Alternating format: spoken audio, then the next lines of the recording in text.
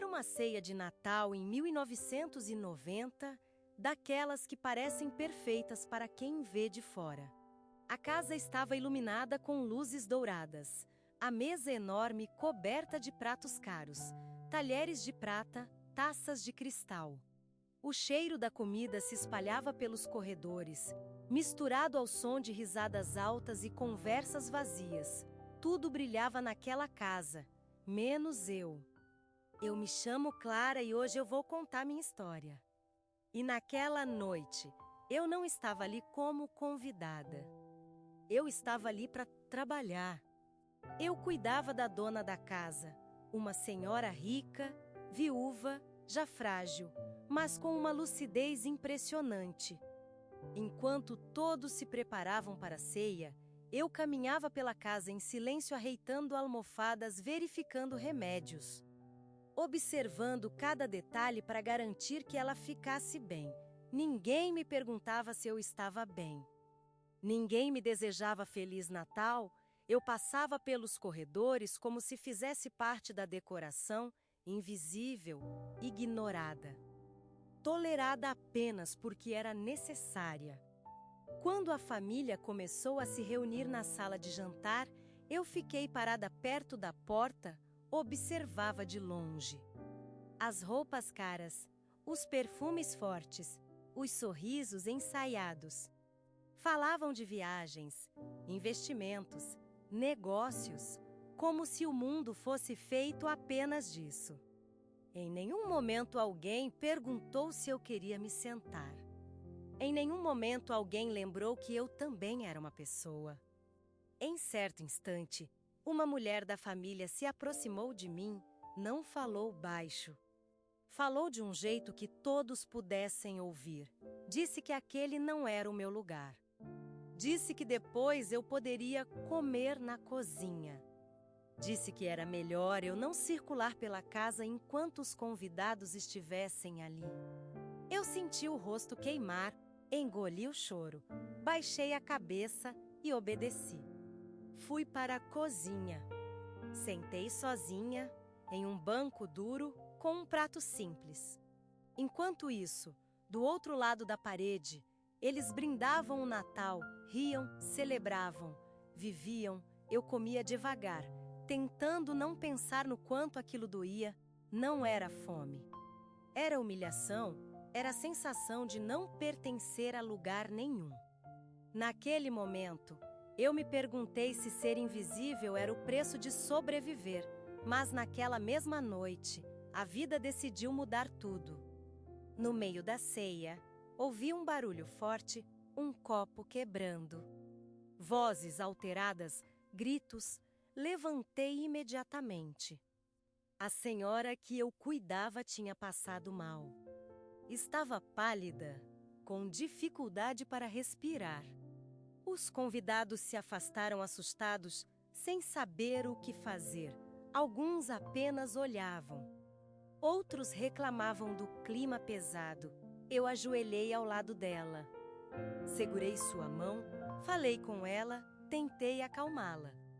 Enquanto isso, alguém gritava ordens, mas ninguém ajudava de verdade. Fui eu quem ligou para a emergência. Fui eu quem ficou ali, firme, enquanto todos pareciam mais preocupados com a ceia interrompida do que com a vida dela. Antes de perder a consciência, ela apertou minha mão com força. E naquele aperto havia um pedido. Um pedido silencioso de justiça. A ambulância chegou, ela foi levada às pressas. A ceia acabou ali. Nos dias seguintes, a casa ficou silenciosa. Sem risadas, sem música, sem brilho. A senhora foi internada em estado grave. E eu estava lá todos os dias. Sentava ao lado da cama. Segurava sua mão, conversava, lia para ela. Cantava baixinho músicas antigas que ela gostava. Fazia companhia, fazia presença. A família parecia pouco, rápido, sempre com pressa. E agora eu quero te perguntar, de verdade, você conhece uma história parecida com essa? Já viu alguém ser humilhado e depois ser recompensado pela vida? Escreve aqui nos comentários. Me conta também de qual cidade, estado ou país você está assistindo. Eu leio tudo. Agora, continuando por aqui. Certo dia, alguém entrou no quarto e me disse que talvez eu não fosse mais necessária. Que depois daquilo, meu contrato seria revisto. Eu entendi o recado, eu já estava acostumada a ser descartável. 3 dias depois do Natal, ela faleceu. O velório foi luxuoso. Flores caras, discursos ensaiados, lágrimas medidas. Eu fiquei no fundo, em silêncio, vestindo preto simples, segurando minha dor sozinha. Já estava pronta para sair daquela casa como entrei, sem fazer barulho. Mas antes que eu fosse embora, fui chamada pelo advogado da família. Todos se aproximaram, curiosos, e então ele começou a ler uma carta escrita por ela. Naquela carta, ela dizia que observava tudo, quem se importava, quem fingia, quem desprezava, e então ela falou de mim. Disse que eu fui a única pessoa naquela casa que a tratou como gente, não por obrigação, mas por caráter. Disse que eu estive ali quando ninguém mais esteve. E então veio a virada. Ela deixou claro que queria justiça, que queria reparar o que viu, que queria recompensar quem nunca pediu nada. Naquela carta, ela me deixou uma herança. Mas mais do que bens, ela me devolveu dignidade. O silêncio tomou conta da sala. Alguns ficaram indignados, outros chocados. Alguns tentaram contestar, mas estava tudo registrado, tudo decidido. Naquele momento, eu chorei.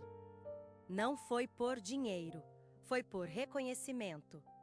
Foi por justiça, porque pela primeira vez na vida, alguém me viu.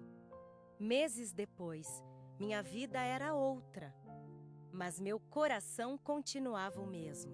Eu nunca esqueci de onde vim, nunca esqueci como fui tratada, nunca esqueci aquela ceia de Natal e hoje, quando lembro daquela noite, eu não lembro da humilhação.